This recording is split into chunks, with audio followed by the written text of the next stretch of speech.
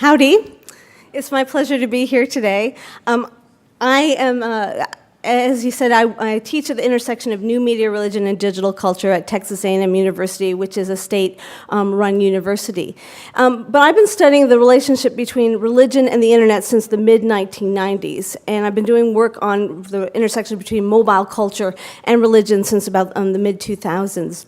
So today I'm going to share some of my research related to that, but also to give just a little bit of background on my own work. While I teach in media studies and religious studies, my own background is actually, I was trained as a theologian at the University of Edinburgh and did the first PhD in the world in computer media communications and theology. So I like to think of myself as a media scholar who is trained as a sociologist of religion who can impersonate a theologian from time to time. And so it's from that kind of context, I want to kind of today really translate some of my more sociological work to share some reflections that might be useful to you in thinking about what scholars like me have discovered about how people use mobile technologies and especially apps, and what that might mean for your own projects and initiatives that you're working on.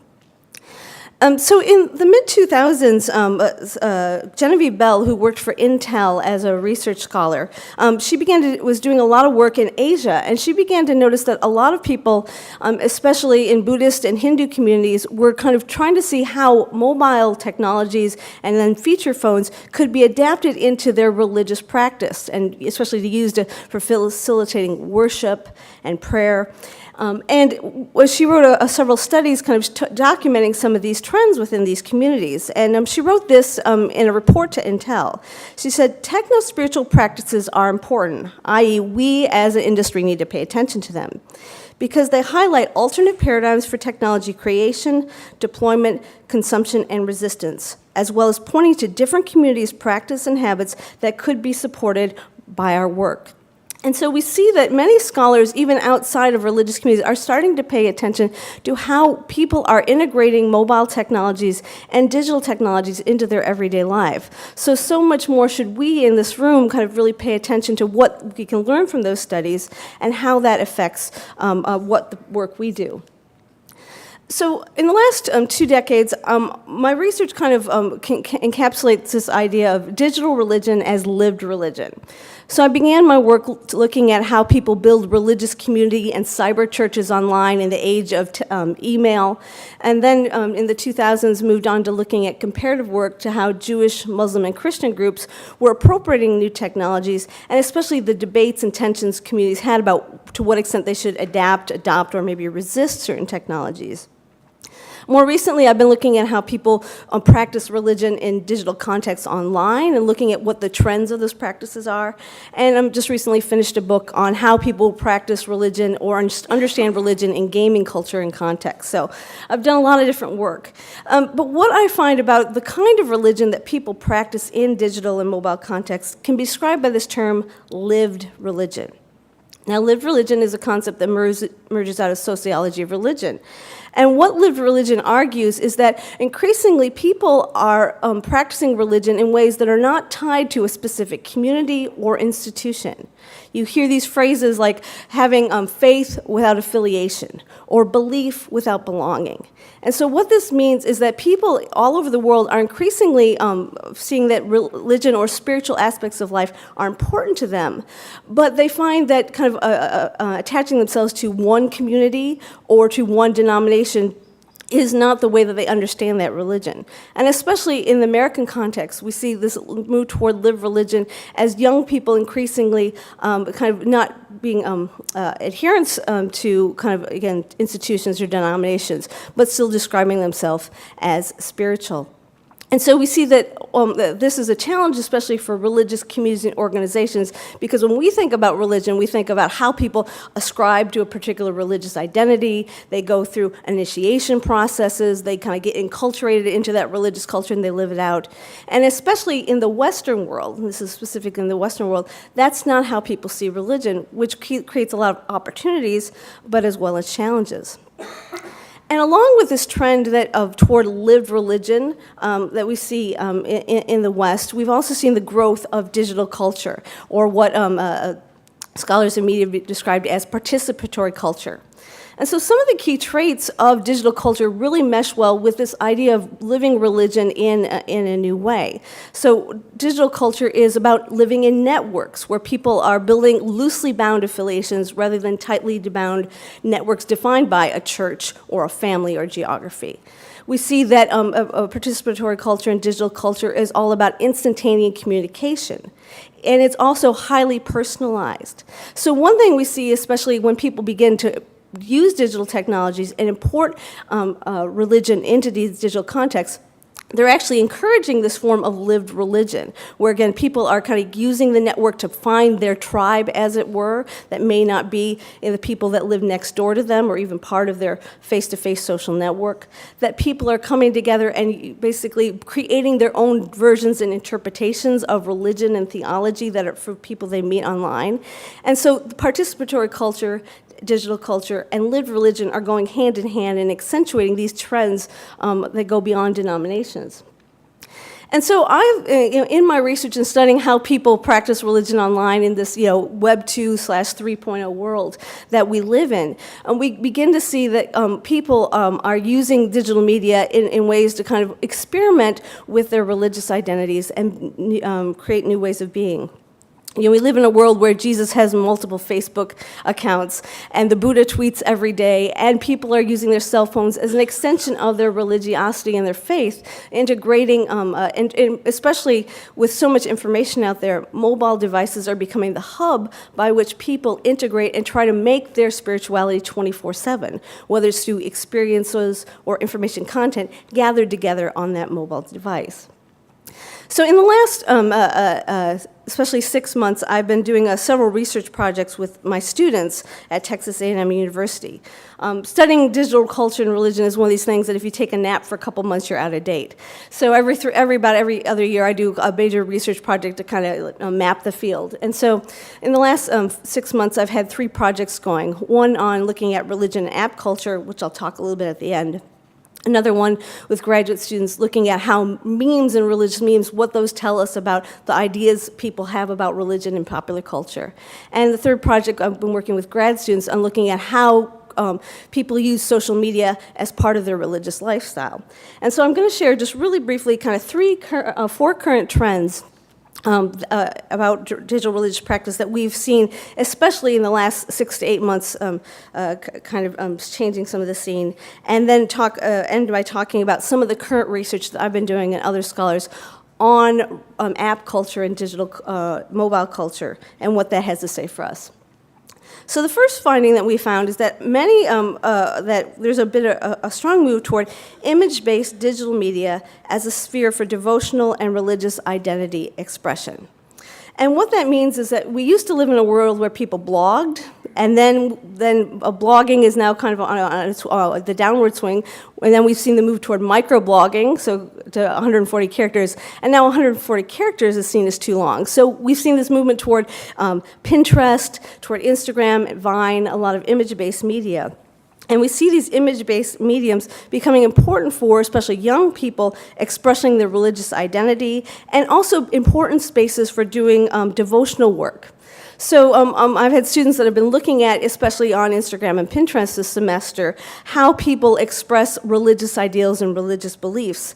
And images are a great way in just a few words, even under 140 characters, to capture religious ideals.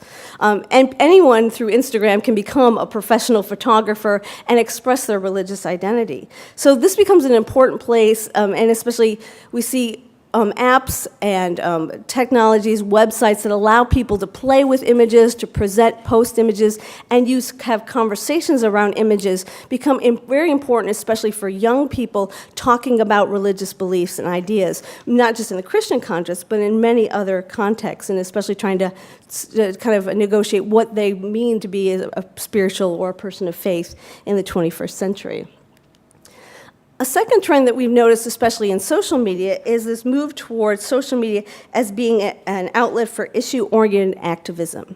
So increasingly, young people don't just want to post their statuses and not just broadcast about themselves, but they're looking for experiences. Spirituality is very experience-oriented, and it's through the experience is how they connect with people. It's often not, they don't often go online to look for people, but they look for this shared tribe, and by finding that experience, that community that shares their beliefs, their ideas, or passions, that's where community and that's where conversation happens. And so we see a lot of groups that are kind of leveraging this in important and interesting ways. In the UK, a group of young women who were concerned about some of the gender issues within the Church of England created a Twitter campaign and then a Facebook campaign about the role of women in the church. And through the kind of public pressure that they created in the last 18 months, they've been able to kind of change public opinion and even ecclesiological standards and on women bishops in the Church of England. And so this is just with a group of young women who just started tweeting and basically trying to show there was more people who were in favor of this than expected. We also see a lot of interesting campaigns happening with especially human trafficking. The slavery issue has become a huge awareness in the last 36 months in North America. And so many groups, spreading the word through social media apps, activist campaigns, on Christian campuses as well as other areas as well. And then even groups like the Australian Christian Lobby just put out an app this year where trying to kind of show how, especially aimed at young people, how they could basically send easily letters of protest or find out how their representatives were voting and use social media as a way to stay engaged, especially for Christian beliefs and values in politics. So we see kind of social media becoming an important branch for bringing a religious identity into different areas.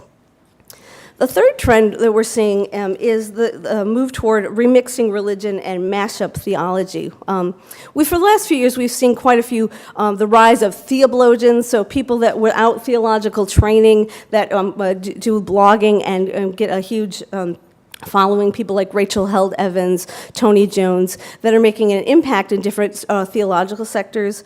And we also see kind of the rise of bibliobloggers. So these are people that are actually trained in biblical studies and then trying to kind of use the biblical platform as a way to translate their work. But we're also seeing the most, while a lot of official people who have maybe offline credentials using the media, a lot of the interesting theological work is actually being done in meme culture. So, a meme is, a popular culture picture that's often mixed with a playful, sarcastic kind of idea as a way to communicate religion. Now, the wonderful things about memes is these are easy to create. You can go to a thing like Meme Generator, download a picture, and create a meme with, in under 60 seconds. The problem is you can put a meme out there that's maybe especially trying to give a positive message or a certain strong theological message, but because these mediums can be easily adapted to different contexts, they can often, what's been used as a tool for kind of praise or affirming a religion can also be used as a field of critique. But what we're seeing is a lot of interesting popular, either problematic as well as positive ideas about religion happening on places like ChristianMemes.com, CatholicMemes.com, and young people using this as a medium to talk about theology. Now, of course, they're doing this in a very conversational way, but there's no accountability for the kind of understanding. So oftentimes problematic ideas become the popular ideas that rise to the top. So this is a space where, especially for religious communities and organizations, to maybe be part of that conversation in the theology that's created in here. And the last trend that my students and I were noticing is just the rise of especially mobile ministries. So, and especially within religious organizations and institutions. Religious denominations have been especially latecomers to the mobile ministry game. Many of you have been doing work, long before different denominations have. But we see that many denominations, especially in the last 12 to 18 months, have caught have kind of noticed the importance of not just being present in app culture, but using it in integral ways and part of ministry.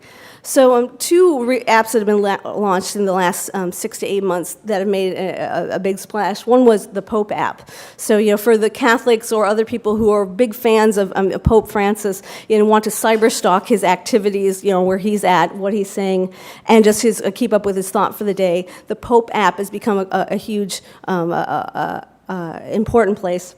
And it also kind of is basically rebranded the Catholic community as really being kind of one of the leaders in kind of digital and app culture, as far as kind of being innovative and thinking how Catholics can integrate apps into their daily walk.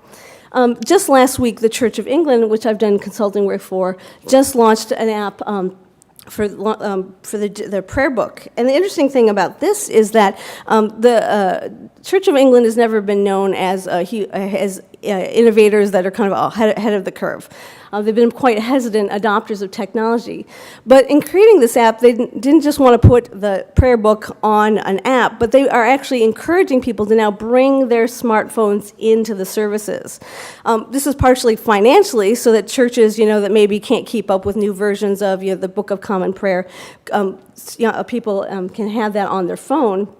But also that using, basically kind of saying, using apps or using the cell phone in a service is now seen as acceptable. And this was a huge debate for a couple years. So we see religious denominations seeing the importance of kind of leveraging app technology, but also recognizing apps are a part of everyday life.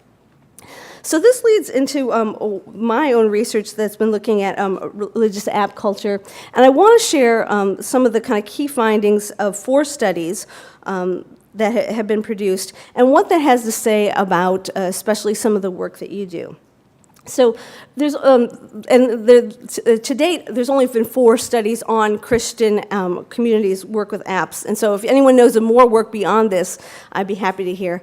And again, unfortunately, these are all dealing with the North American context. But I think they have some interesting findings that will be helpful to you, especially when we're seeing the recognition of doing work in app culture. So the first study that came out just 2 years ago by Ryan Torma and Paul Tosner was looking at the affordances of iPhones and looking at especially how connectivity and how apps allow personalization may not just shape people's use with their cell phones, but even shape their religious values and how they saw religion. So they did a content analysis of a selection of a half dozen apps, and we're looking at A, how the apps were designed, and B, how the functionality features, so how people engage with them, and is there a way that apps could be designed that would be more in tune with especially religious users.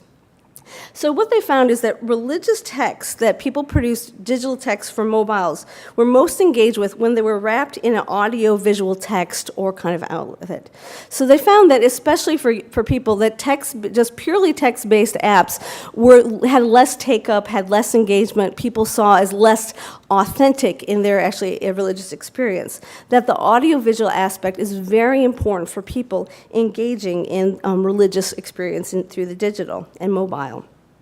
The second finding they found is that apps were most meaningful, as in people would invest more time in them, going back to them on a daily basis, when they offered features that allowed them to engage with the touch feature.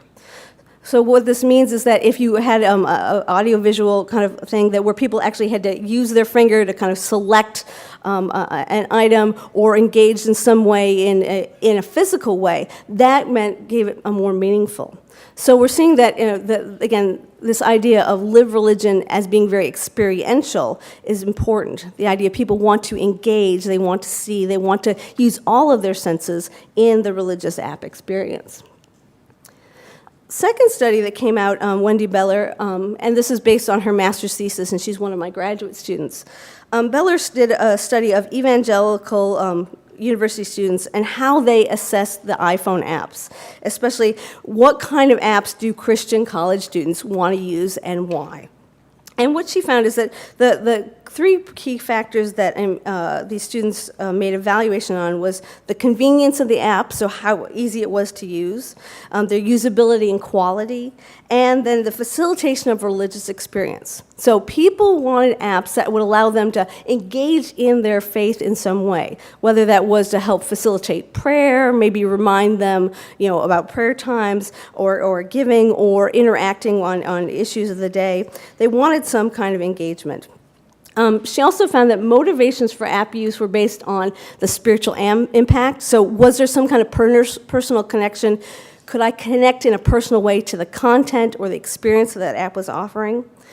They were looking for encouragement, so they wanted some way to be kind of exhorted or encouraged in their faith. And they wanted apps that serve as a spiritual toolbox, so allowed them to do several different things, not just one thing, but multiple things, and that provided spiritual resources.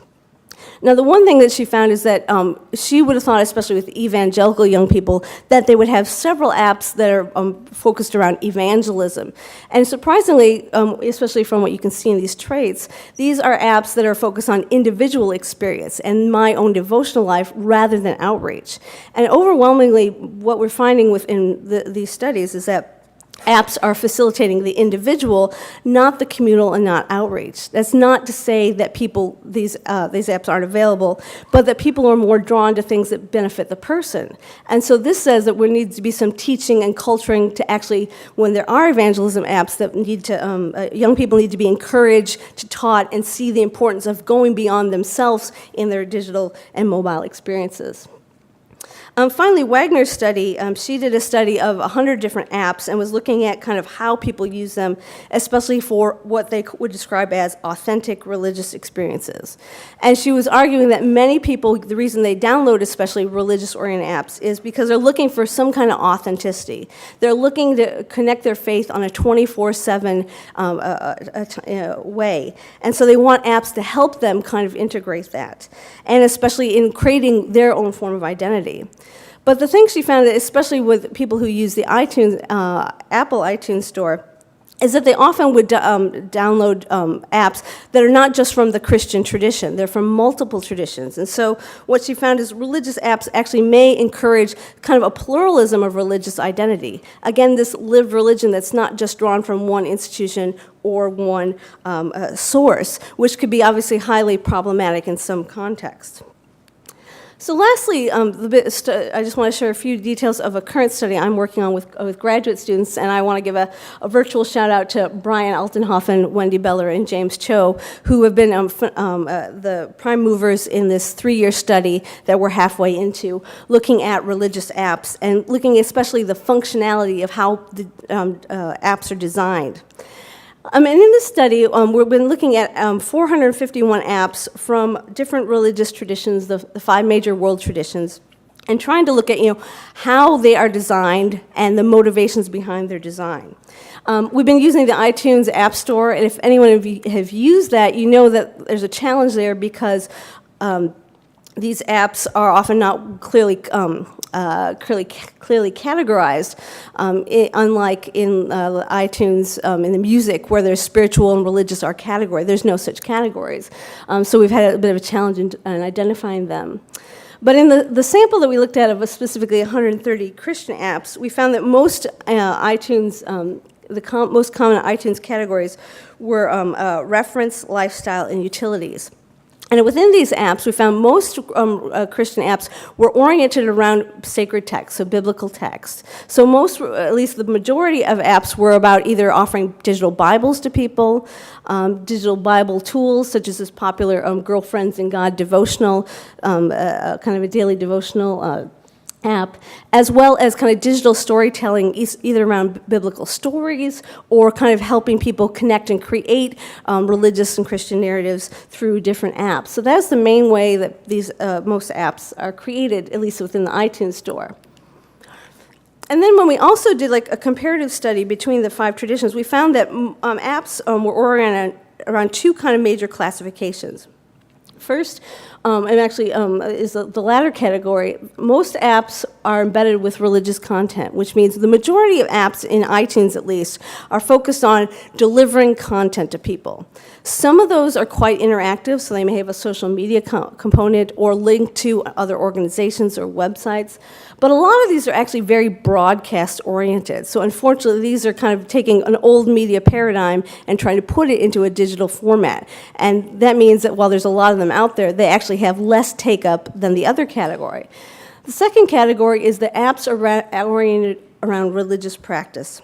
And what this means is that these are apps that provide help in regarding doing a specific religious practice or ritual and have an inherently religious function. So helping facilitate in people's devotional life or prayer life, how to study the Bible, and even doing different worship rituals. And so we see that these ones actually have a lot more take-up, even though there's actually more of the content-oriented apps out there right now. So what does this mean? Well, I'm almost out of time, but just a few key points. What we're finding is in our study that apps that aid mobile ministry have these three characteristics. One is that we're seeing more apps are designed by independent, either individuals or individual groups, than institutionally affiliated groups. So there's going to be more religious apps produced by just a person in their kind of bedroom creating it, or a small group of people, than churches, denominations, and official organizations. So that means there's a lot of room for organizations and ministries to get out there and do this work. Secondly, more of the apps that are out there are focused on individual spiritual experiences rather than connecting with other people and sharing content. So, that's what people are looking for, but that obviously can be problematic and maybe mean that there's some education needs to be done in the church about how we can use apps in an outreach capacity rather than just only for our own personal benefit. And finally, we see that these apps primarily offer information, access, and management, and rather than personal accountability and traditional practices. There's a lot of room for innovation and maybe rethinking about how people actually live their lives in mobile culture, and developing apps that not just do what we used to do, but how people live their spiritual lives in the 21st century. So I'm out of time, so thank you, and I look forward to your questions. Yeah, that's it.